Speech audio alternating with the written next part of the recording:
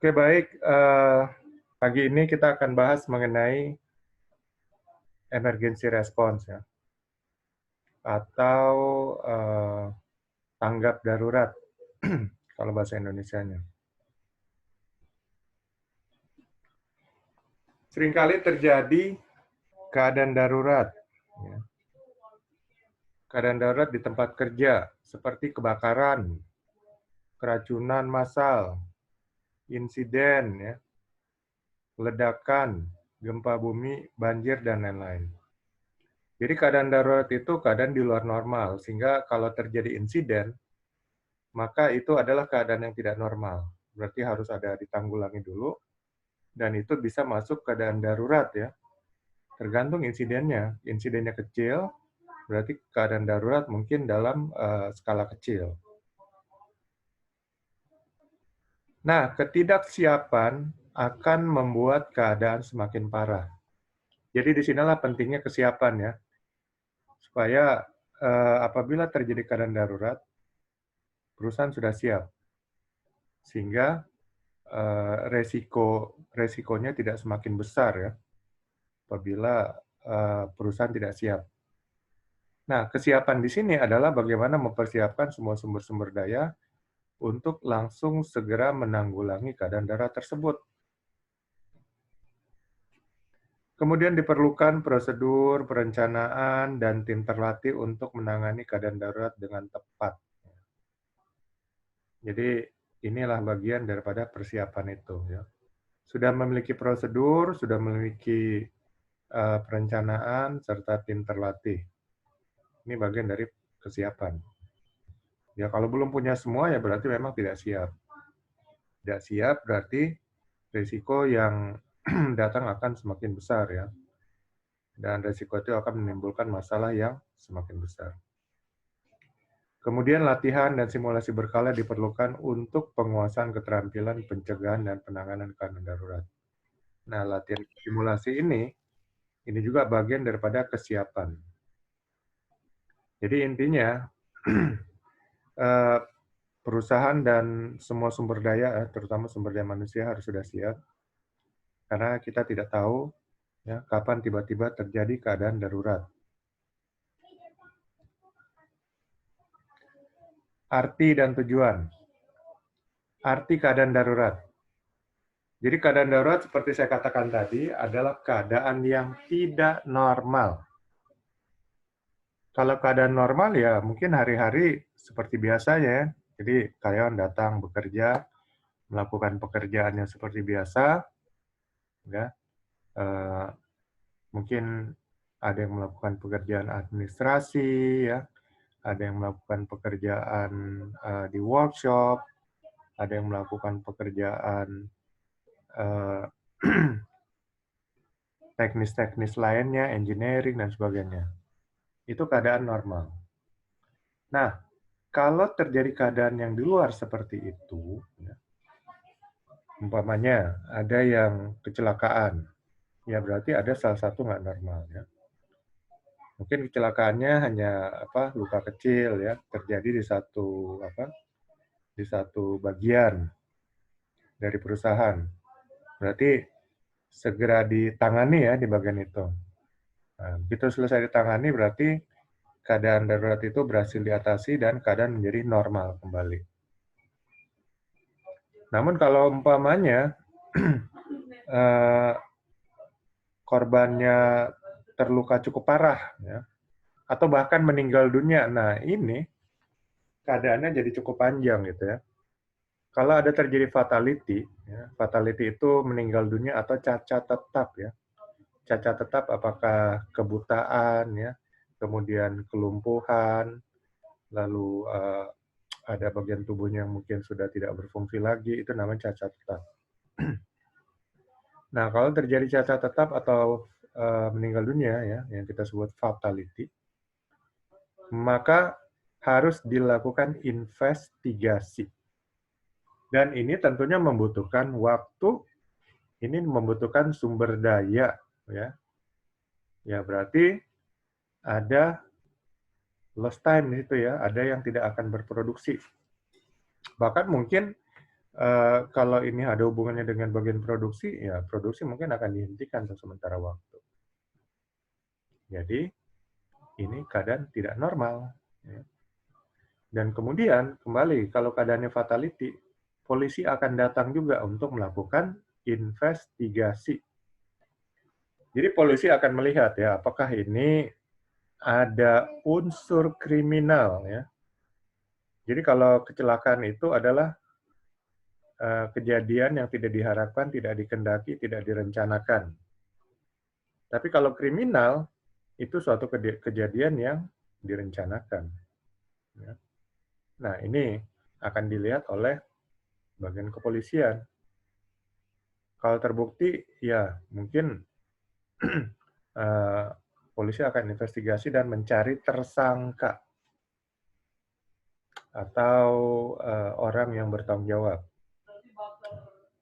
Tapi kalau nggak ada unsur kriminal, ya polisi mungkin akan membiarkan perusahaan untuk menangani ya. Berarti itu murni kecelakaan. Jadi kalau kecelakaan itu perusahaan yang akan menangani sehingga semua keadaan pulih kembali ya. Jadi mulai dari menolong si korban ya, mungkin membawanya ke rumah sakit kalau dia masih hidup, atau kalau dia meninggal dunia ya, mati, dia mungkin dikuburkan ya, serahkan kepada keluarganya dan sebagainya, atau mungkin divisum dulu di rumah sakit. Nah, itu semua prosedur-prosedur yang harus dilewati. Dan kemudian mungkin ada kompensasi ya, baik dari asuransi maupun dari perusahaan sendiri dan sebagainya. Jadi keadaan yang tidak normal. Dan itu mungkin akan menyita waktu ya, kehilangan waktu produksi, termasuk keadaan darurat ya. Ini kan darurat itu keadaan di luar normal. Namun mungkin skalanya beda-beda ya. Kalau melibatkan mungkin sampai lebih dari satu orang meninggal, mungkin keadaannya cukup darurat cukup besar. Kalau hanya satu orang, mungkin keadaan darurat sedang. Ya. Kalau hanya cedera biasa, itu keadaan darurat kecil. Jadi mungkin kita bisa klasifikasikan sendiri ya. Nanti mungkin perusahaan ya dalam prosedur keadaan darurat akan mengklasifikasikan ya. Apakah ini masuk kecil ya, kecil menuju sedang, sedang menuju besar, dan darurat besar. Nah, untuk kategori yang umum ya, kalau tadi kan saya katakan kategori yang dibuat sendiri oleh internal perusahaan. Nah, kalau umumnya ini ada 3 kategori keadaan darurat. Tier 1, Tier 2, Tier 3. Tier 1 ini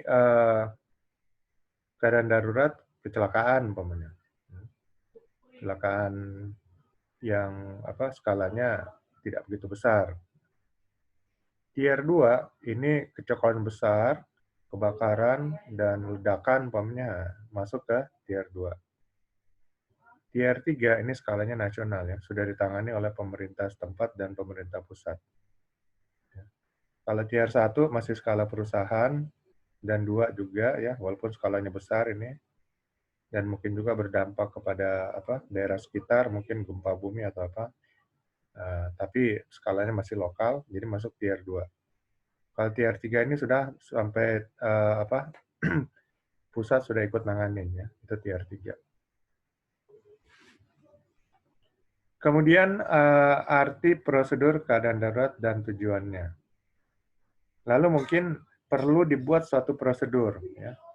Karena kalau terjadi keadaan darurat, maka prosedur dalam keadaan normal ya, SOP ya, dalam keadaan normal itu nggak berlaku. Yang berlaku adalah prosedur keadaan darurat. Ya, ini mungkin untuk prosedur keadaan darurat tier 2 ya. Atau sini tadi kita katakan dalam internalnya ya, itu sudah masuk keadaan darurat besar. Ya. Ya, saya tergantung, tapi kalau internal perusahaan tinggal menentukan ya, apakah sedang ya, sedang menuju besar sampai besar, atau hanya besar saja. Baru prosedur ini dilaksanakan. Jadi nanti kalau dinyatakan ini keadaan darurat ya, maksudnya adalah keadaan darurat besar, dan itu artinya yang berlaku adalah prosedur keadaan darurat. Nah, nanti prosedurnya akan menentukan ya siapa yang berhak menyatakan ini keadaan darurat. Apakah pimpinan perusahaan, apakah manajer safety, atau apakah ketua tim penanggulangan keadaan darurat. Biasanya sih ketua tim penanggulangan keadaan darurat ya. Dan biasa juga ketua tim penanggulangan keadaan darurat itu adalah safety manager ya, pada umumnya. Nah, jadi di prosedur itu nanti dinyatakan ya, keadaan darurat ini berarti dinyatakan oleh umpamanya ketua tim penanggulangan keadaan darurat. Berarti saat ketua tim penanggulangan keadaan darurat menyatakan ini keadaan darurat, dia akan menghubungi mungkin kalau ada control room ya, control room yang mungkin langsung membunyikan alarm. Atau kalau nggak ada control room ya mungkin ada tombol yang untuk memencet sehingga alarm langsung aktif ya. Nah, alarm ini juga artinya berfungsi untuk memblok ya bagian-bagian lainnya. Jadi umpamanya mesin produksi tidak bekerja, ya langsung shutdown, kemudian peralatan-peralatan lainnya yang nggak berhubungan dengan keadaan darurat langsung shutdown. Yang terbuka adalah semua peralatan penanggulangan keadaan darurat ya. Umpamanya hidran itu langsung berfungsi dan peralatan-peralatan yang mungkin hanya digunakan dalam keadaan darurat itu juga semuanya langsung berfungsi. Jadi nanti desainnya tinggal diatur ya bagian sistem untuk penanggulangan keadaan darurat dan sistem teknisnya serta sistem mungkin elektrikalnya ya yang akan mengatur secara otomatis ya. Jadi kalau tombol alarm ditekan ya bunyi alarm itu artinya semua peralatan lainnya tidak bekerja ya langsung shutdown. Kemudian yang berfungsi hanya peralatan untuk penanggulangan keadaan darurat. Jadi ketua tim ya penanggulangan keadaan darurat yang menyatakan apakah ini keadaan darurat atau enggak. Nah itu semua dinyatakan dalam prosedur. Kemudian prosedur ini juga mengatur segala bagian ya, umpamanya tim fire ya, bagaimana prosedur untuk penanganan kebakaran, tim first aider ya, bagaimana untuk prosedur untuk menolong korban ya, korban yang umpamanya pingsan, terluka dan sebagainya. Jadi semuanya lengkap di prosedur itu, semua tim tanggung jawabnya, bagaimana cara melakukannya, bagaimana prosedurnya, ya, semuanya dijelaskan di prosedur keadaan darurat. Jadi prosedur keadaan darurat inilah yang berlaku saat keadaan darurat. Ya. Lalu saat keadaan darurat itu kapan? Nah itu nanti ditentukan oleh ketua tim penanggulangan keadaan darurat. Jadi kalau sudah keadaan darurat ya nggak usah bekerja gitu ya. Dan semua orang di office ya, dan semua karyawan di tempat lainnya, di workshop ya, di kantin segala macam, itu semua sama-sama menuju ke tempat berkumpul atau master point. Dia langsung evakuasi. Nah, ini memerlukan latihan ya. Jadi begitu alarm berbunyi ya, mereka langsung spontan gitu ya. Nggak perlu diperintah lagi. Langsung berjalan ya menuju ke master point ya. Kalau perusahaan yang besar mungkin ada beberapa tempat master point. Misalnya master point itu adalah titik terdekat daripada si pekerja ya. Jadi nggak sampai hanya satu master point, jadi dari yang umpamanya workshop yang jaraknya jauh, waduh harus ke sini. Jaraknya umpamanya 2 kilo, wah itu kan kejauhan. 2 kilo sih memang kejauhan ya, nggak, itu besar sekali perusahaannya, nggak sampai lah, mungkin 500 meter gitu, 2 kilo, itu perusahaan sangat besar. Jadi kalau kejauhan ya mungkin di sekitar situ juga dibikin suatu master point ya atau tempat berkumpul. Jadi kalau perusahaan area lokasi kerja sangat luas ya mungkin ada beberapa lokasi master point ya, mungkin 5 titik ya, mungkin 4 titik dan sebagainya. Tapi kalau kecil aja mungkin ya dibikin 1 titik aja ya. juga karyawannya nggak banyak ya, 1 titik. Nah, jadi begitu alarm berbunyi, ya semua pekerja langsung menghentikan pekerjaannya, ya, dan membawa barang-barang pentingnya dan kemudian menuju ke titik berkumpul yang terdekat ya, atau master point. Nah, di situ nanti mereka akan dicek ya. Jadi ada salah satu anggota tim penanggulangan keadaan darurat mungkin yang tugasnya adalah memang tugas untuk tim evakuasi. Jadi situ nanti akan didata berapa jumlah di master point 1 umpamanya. Lalu nanti akan saling berkomunikasi lewat handy talkie mungkin. Lalu master point 2 umpamanya berapa? Umpamanya ada 3 master point, master point ketiga melaporkan berapa. Nah, nanti jumlah ini di jumlah masing-masing master point dijumlahkan ya, dicari jumlah totalnya. Dan kemudian data dari Satpam akan diambil ya, berapa karyawan yang masuk bekerja pada hari tersebut. Ya. Jadi harus pas. Jadi umpamanya yang masuk bekerja pada hari tersebut ada 120 orang. Maka hitungan orang di master point ya, plus tim penanggulangan keadaan daruratnya itu harus 120 juga. Kalau ada yang kurang berarti ada yang belum ke master point ya. Jadi tim evakuasi kembali ya harus kerjasama untuk mengecek. Nah, kalau jumlahnya sudah pas ya berarti sudah aman ya. Tinggal itu tugas tim penanggulangan keadaan darurat ya. Umpamanya kalau kebakaran ya tim fire-nya, tim pemadam kebakarannya langsung bekerja gitu. Kalau keadaan lain-lainnya gempa bumi dan sebagainya, ya nanti mungkin hanya tim evakuasi dan tim P3K yang bekerja ya untuk menolong orang-orang yang shock mungkin dan sebagainya. Ya, itu semua nanti diatur dalam prosedur ya, sehingga prosedur ini memang berisi petunjuk lengkap ya untuk penanganan keadaan darurat. Kemudian ada perencanaan keadaan darurat ya, Emergency Response Plan, ERP. Jadi biasanya ERP ini akan menentukan umpamanya ada rencana A gitu ya, atau rencana B. Jadi ya sebaiknya dibuat ada rencana A atau rencana B. Ini maksudnya untuk memperhitungkan kalau keadaan darurat tersebut umpamanya menghancurkan jalur evakuasi. Berarti orang nggak bisa turun dari gedung, umpamanya gedung bertingkat berapa gitu. Jadi harus diambil plan B. Plan B adalah mungkin ada tangga darurat ya disediakan. Nah, mungkin para pekerja dari gedung tingkat berapa gitu akan turun dari jendela darurat umpamanya. Nah, ya contoh-contoh seperti itu ya perlu kita rencanakan apakah memang ada perlu plan A, plan B, dan plan C mungkin. Nah, sehingga kita sudah melihat dan mempersiapkan dulu segala sesuatu yang akan terjadi. Kemudian kita bagaimana penanganannya nah, gitu ya.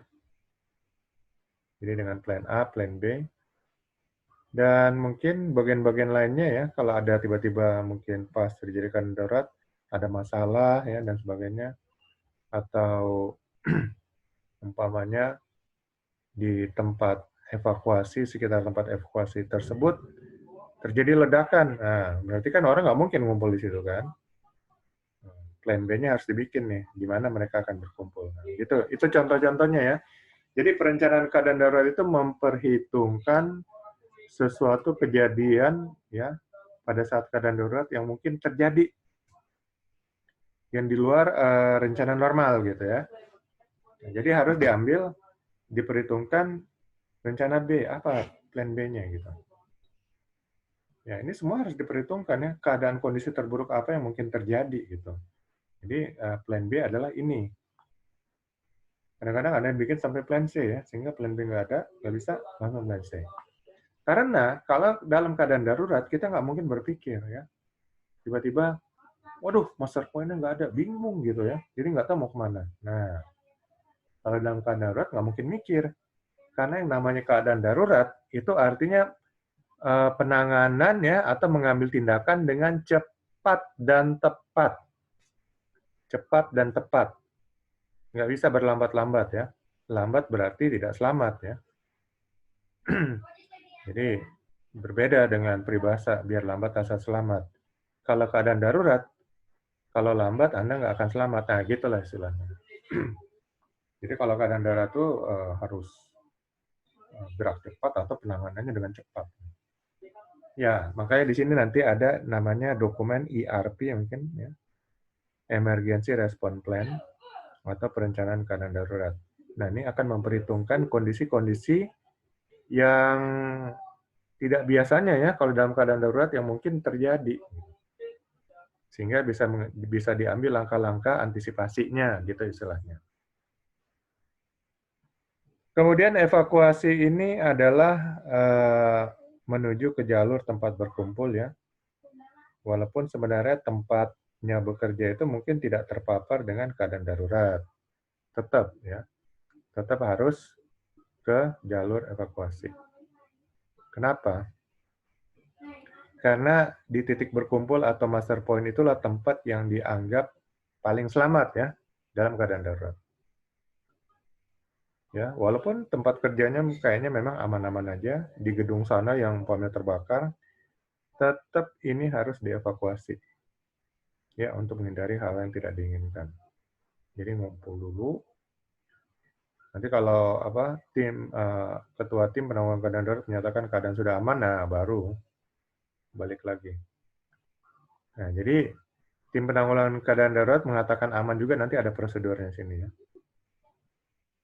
Jadi gimana pada kondisi apa dikatakan keadaan sudah terkendali dan aman, nah ada prosedurnya. Dan baru nanti diumumkan oleh ketua tim penanggulangan keadaan darurat. Kemudian P3K ini pertolongan pertama pada kecelakaan ya untuk membantu korban-korban yang shock. Jadi biasanya ada karyawan yang belum terbiasa mungkin akan shock. Shock itu artinya disorientasi. Dia bingung gitu, nih apa yang terjadi, takut, cemas ya, jadi ketakutan yang berlebih. Nah, itu namanya shock. Kalau orang shock, dia tuh disorientasi, jadi nggak tahu mau kemana gitu. Kebingungan sendiri. Bisa-bisa dia saking paniknya ngelompat kalau dari gedung langsung ke bawah. Nah gitu bisa aja terjadi ya. Ya contohnya orang yang takut sama kebakaran, mungkin begitu ada ini, langsung lari-lari. Dia pikir dengan lompat gedung ya lebih selamat daripada menghadapi api. Nah, jatuh mati. Jadi ini harus ditanganin. Kadang-kadang orang yang histeris, shock, dan segala macam. Nah, inilah tugas petugas P3K yang menanganinya ya. Ya mungkin aja memberi berusaha menenangkan ya. Kalau memang perlu pertolongan medis, ya beri pertolongan medis ya, dan pada si korban dan sebagainya. Nah ini ada nanti tim P3K ya bersama-sama tim evakuasi akan membantu para pekerja untuk menuju ke titik berkumpul atau master point. Master point adalah titik berkumpul ya, suatu titik yang dianggap tempat yang paling aman apabila terjadi keadaan darurat. Rescue ini adalah mungkin penyelamatan. Jadi umpamanya jika terjadi satu hal, ternyata pada saat terjadi keadaan darurat, umpamanya keadaan darurat kebakaran, ada yang terjebak dengan api. Nah, inilah saatnya tim rescue bekerja ya. Jadi bagaimana dia kemudian masuk dan menyelamatkan karyawan atau pekerja yang terjebak di satu tempat. Gitu. Jadi nanti tim penanggulangan keadaan darurat itu ada juga dilatih tim rescue. Nah, tim rescue ini ya latihannya lebih berat ya. Mungkin latihan memanjat ketinggian ya, atau latihan penyelaman dalam air mungkin, atau ya macam-macam ya. Suatu keadaan yang memang membutuhkan keberanian dan skill yang tidak biasa gitu. Nah, itu tim rescue. Ya, kemudian keadaan darurat itu juga ada hubungan dengan kecelakaan ya. Kecelakaannya ringan mungkin keadaan darurat ringan gitu ya. Yang klasifikasi yang sudah saya sebutkan tadi di atas. Kalau kecelakaan cukup berat, ada beberapa orang korban ya. fatality, wah itu berarti termasuk keadaan darurat yang cukup besar. Ya, ini bagian dari kecelakaan tapi juga masuk ke dalam keadaan daruratnya. Itu harus segera ditangani, dipulihkan dan lain sebagainya.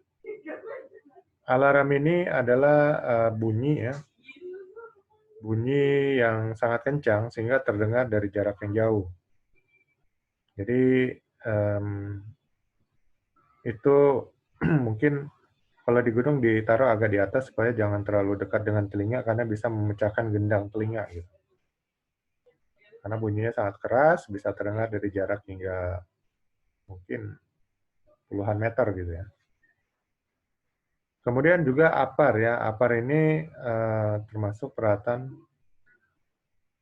ya bisa keadaan darurat ya. Kalau api sudah mulai membesar, segera dipadamkan dengan APAR.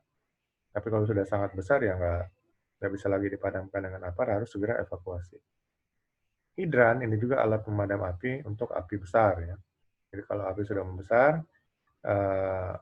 selang dan nosa lalu dipakai, dicolokkan di hidran ya, dan kemudian nosanya diarahkan kepada api.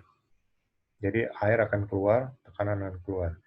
Jadi saat terjadi alarm dibunyikan, katup untuk hidran ini akan terbuka ya. Jadi tekanan yang sangat kuat dari pompa joki nanti akan mendorong air ya, sehingga air nanti akan keluar dengan tekanan yang cukup tinggi. Kemudian emergency response team ya, atau tim penanggulangan keadaan darurat.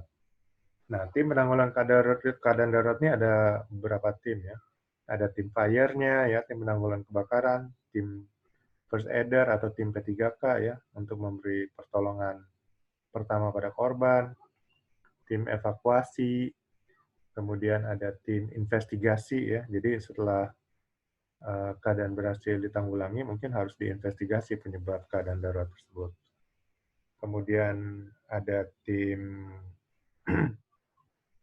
administrasi mungkin ya, akan membuat laporan ke manajemen dan juga ke dinas tenaga kerja setempat mungkin. Nah, ya nanti semua tim ini ya masing-masing bagian ya sudah ditentukan, diambil dari para karyawan juga ya. Dan tim ini nanti akan melakukan latihan-latihan berkala sesuai bidangnya. Kemudian latihan-latihan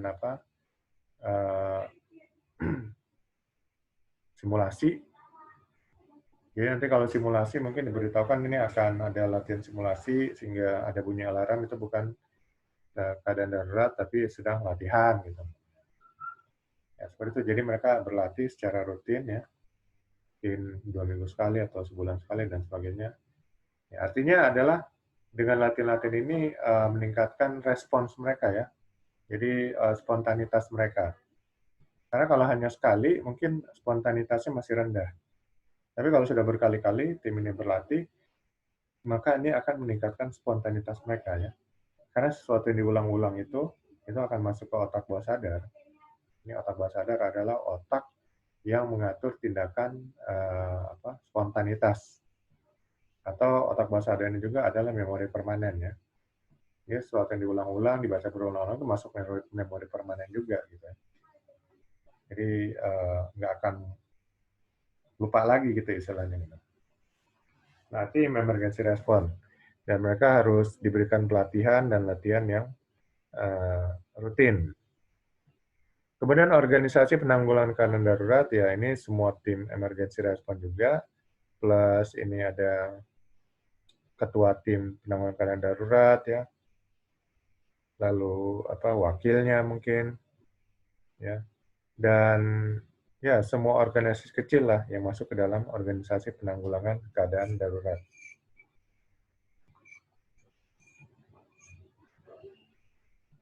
Kemudian nanti akan dilakukan penyelidikan juga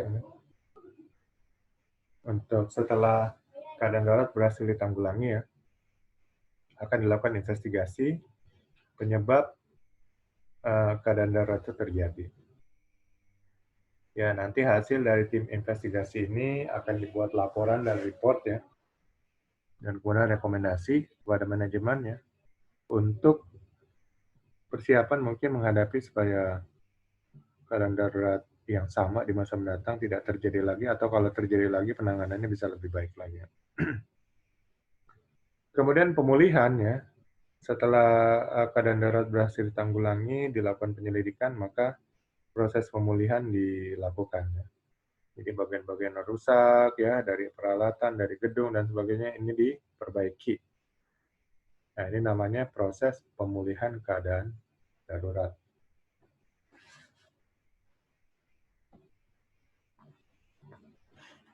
Kemudian langkah pengendalian keadaan darurat.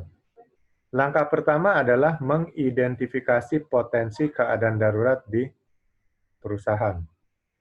Jadi apa saja yang mungkin terjadi keadaan darurat? Yang mungkin perlu langsung di ini adalah potensi kebakaran ya. Potensi kebakaran, potensi ledakan. Ledakan ini mungkin kalau ada mesin-mesin seperti boiler ya. Kemudian mesin-mesin yang memiliki tekanan tinggi ya, seperti bejana tekan. Lalu ya mesin-mesin yang menimbulkan panas ya. Panas yang berlebih seperti mungkin genset dan sebagainya. Nah, ini ada potensi untuk ledakan. Lalu potensi-potensi keadaan darurat lainnya semua diidentifikasi. Ya, gunanya untuk bagaimana nanti untuk penanganannya, gitu ya, kalau terjadi resikonya ya. Ya, jadi ini akan dilakukan oleh bersama-sama lah ya. Jadi tiap departemen nanti akan mengidentifikasi potensi-potensi keadaan darurat di area kerjanya. Lalu setelah mengetahui adanya potensi-potensi keadaan darurat ini, maka siapkan peralatan-peralatan yang sesuai ya. Ya, seperti potensi bahaya kebakaran itu bisa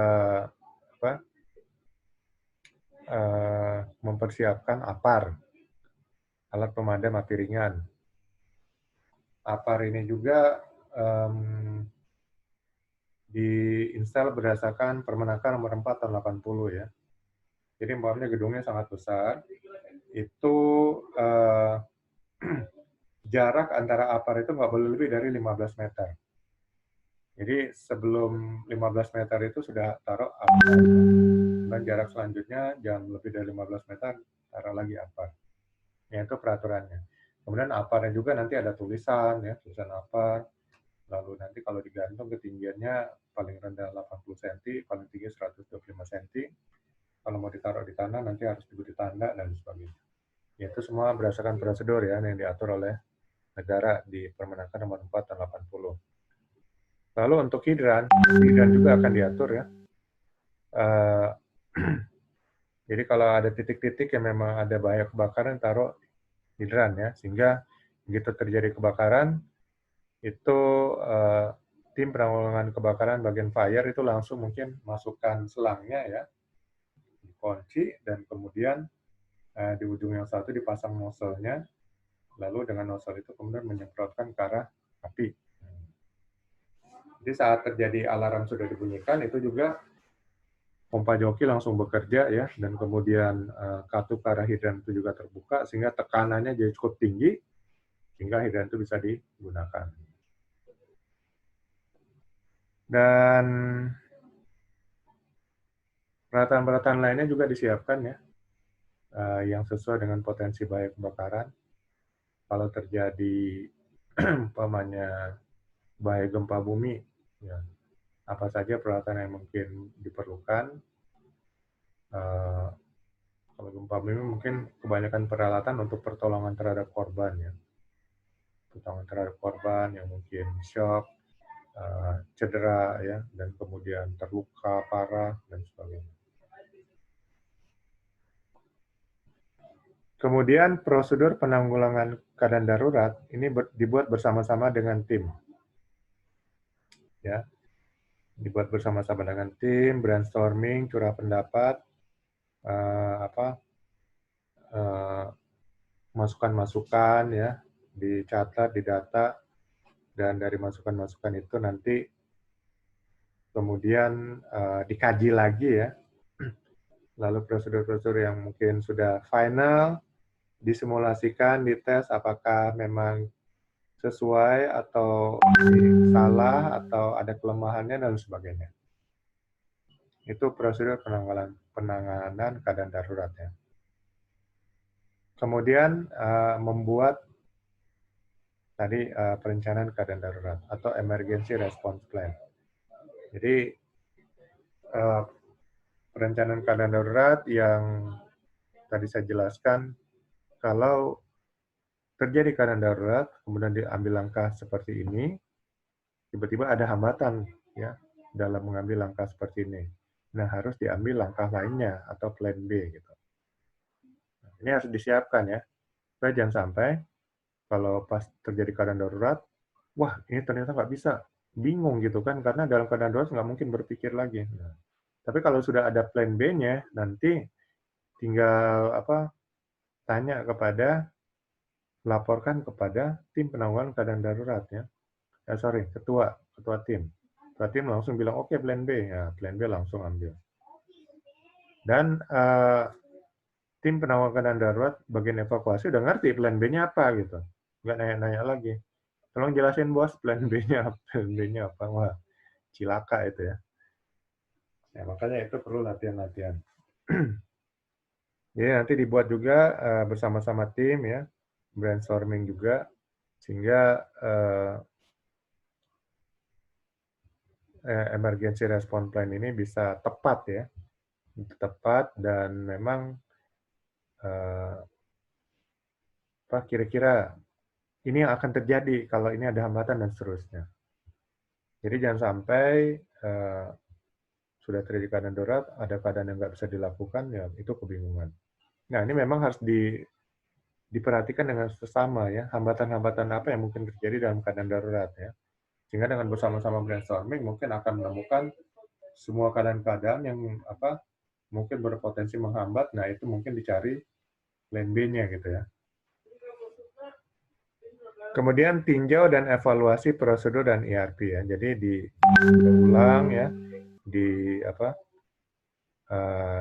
dilihat ulang apakah memang benar ini sudah tepat ya. Nah, kalau memang masih ada kesalahan segera diperbaiki ya. Karena memang harus tepat. Karena kalau salah ya pas keadaan darurat akhirnya bukannya menyelamatkan orang, bisa mencelakakan orang.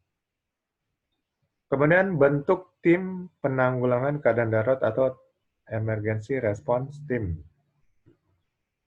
Jadi dipilihlah mungkin dari tiap-tiap departemen siapa orang-orang yang kira-kira memiliki talenta ya untuk di bidang fire, di bidang evakuasi, di bidang P3K dan sebagainya. Nah, orang-orang ini kemudian dikumpul lalu diberikan pelatihan-pelatihan sesuai bidang yang akan ditangani dalam keadaan darurat.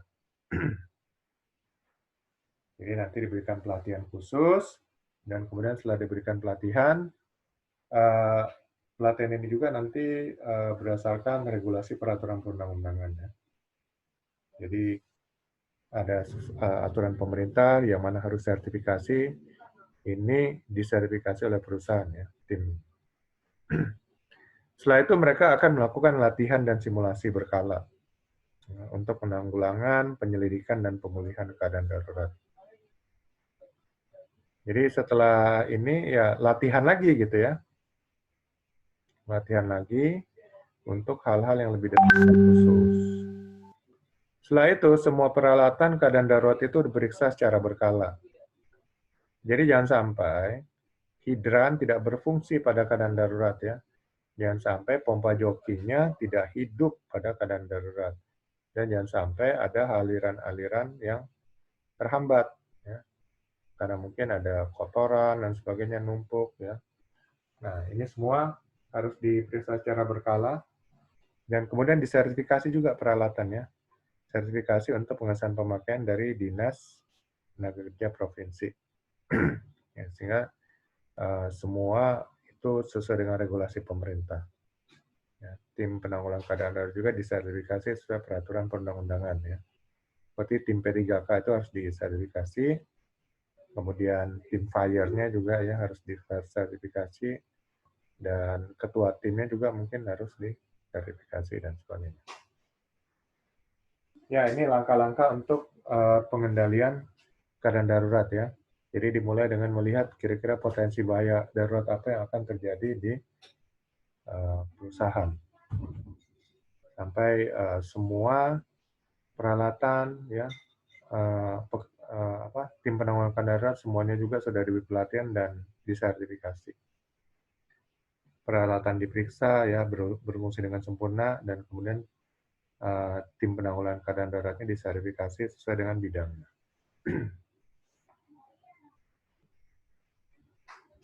Oke, ini semua materi untuk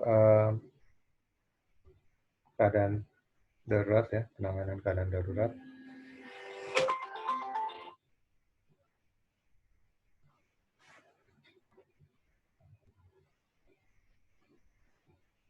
Sampai sini ada yang ingin tanyakan?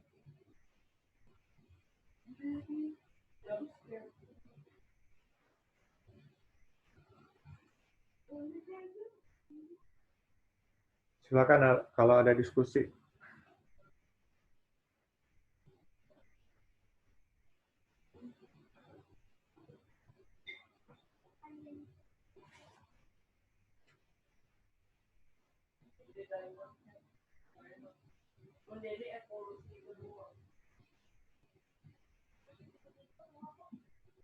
Nggak ada yang ingin tanyakan?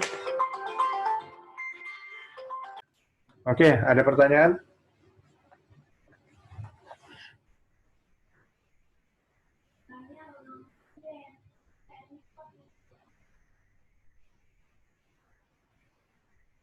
Kalau nggak ada, seperti biasa, saya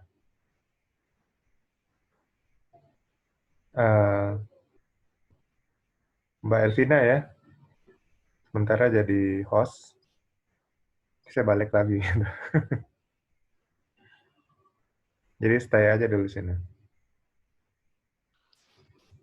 Siap, Pak. Aman, Pak. Hujan di sana, Pak. Iya, hujan deras ini.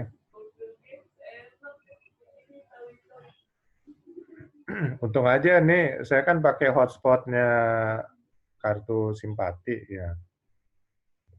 Sampai sekarang sih belum ada masalah. Tadi malam. Kayaknya lebih aman pakai hotspot deh, Pak. Oh ya? Tapi tadi malam saya webinar itu, waduh, putus-putus mulu, jadi malu. Ya, mudah-mudahan nggak ada gangguan.